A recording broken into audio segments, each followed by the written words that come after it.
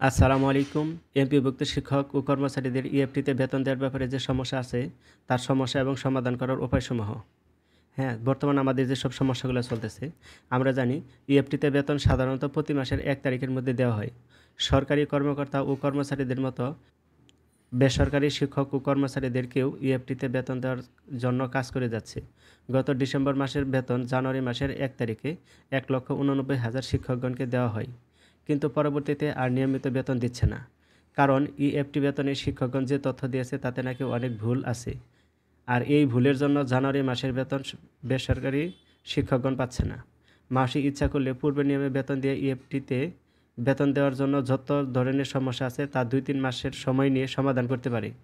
কিন্তু বেসরকারি শিক্ষকদের এক প্রকার মানসিক চাপ ও হয়রানির মধ্যে রেখে দিয়েছে। এতে করে শিক্ষার মান কখনোই উন্নত হতে পারে না। সামনে রমজান মাস আসতেছে। সকল মানুষ রমজানের জন্য বাজারসহ অন্যান্য প্রস্তুতি নেবে। কিন্তু বেসরকারি শিক্ষকরা কিছুই করতে পারবে না। না এটা কাউকে বলা যায়, না সহ্য করা যায়। তো চ্যানেলটি যদি ভালো লাগে চ্যানেলকে সাবস্ক্রাইব করব এবং চ্যানেলের সাথে থাকার চেষ্টা করব। সমস্যার সমাধান: বেসরকারি শিক্ষক কর্মচারীদের পূর্বের নিয়মে বেতন দেওয়া হোক। এবং পূর্বের নিয়মে বেতন বলতে অর্থাৎ ডিসেম্বর মাসের পর্যন্ত আমরা নভেম্বর মাসের বেতন যে পূর্বের যে নিয়ম যে পদ্ধতিতে পেয়েছি, অর্থাৎ শিক্ষকরা স্বাক্ষর করবে, সভাপতি স্বাক্ষর এবং প্রধান শিক্ষকের স্বাক্ষর নেবে, নিয়ম নিয়ে ব্যাংকে জমা দিয়ে আমরা যেভাবে বেতন পেতাম সেই নিয়মে আমাদেরকে বেতন দেওয়া হোক।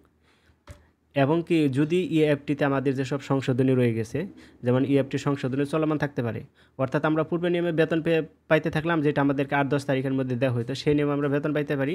এবং কি ইএফটিতে বর্তমান যে কাজ চলতেছে সেই কাজটা চলমান থাকতে পারে এবং ইএফটির সমস্যা যখন সমাধান হয়ে যাবে তখন আমরা ইএফটিতে বেতন পেতে পারি। অর্থাৎ ইএফটির সমস্যার সমাধান হয়ে গেলে ইএফটিতে বেতন দেওয়া যেতে পারে। এই জিনিসটা যদি আমাদের মাউসি অধিদপ্তর যারা আছেন তারা যদি এভাবে ফিকির করে তাহলে শিক্ষকদের জন্য অনেক ভালো হয়।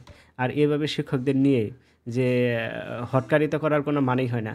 যে শিক্ষকদের জীবনযাত্রার মানকে উন্নত করার জন্য প্রত্যেকেরই কাজ করা উচিত এবং প্রত্যেকেরই সদয় আচরণ হওয়া উচিত বলে আমি মনে করি। এবং কি এটা আমরা জানি যে দেশকে যদি আমরা উন্নত করতে চাই, শিক্ষক বাঁচলে শিক্ষার্থীদের মেধার উন্নতি হবে, দেশ ও জাতির উন্নতি হবে। এটা আমাদের প্রত্যেকেরই বিবেচনা করা উচিত।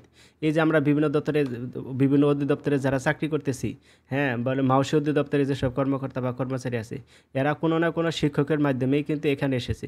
সুতরাং এদেরকে এই জিনিসটা বিশেষভাবে বিবেচনা করা উচিত বলে মনে করি।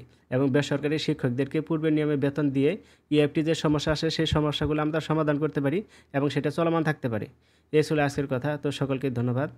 পরবর্তীতে যে ভিডিও দেওয়া হবে ভিডিওর সাথে থাকবো ইনশাআল্লাহ। আসসালামু আলাইকুম।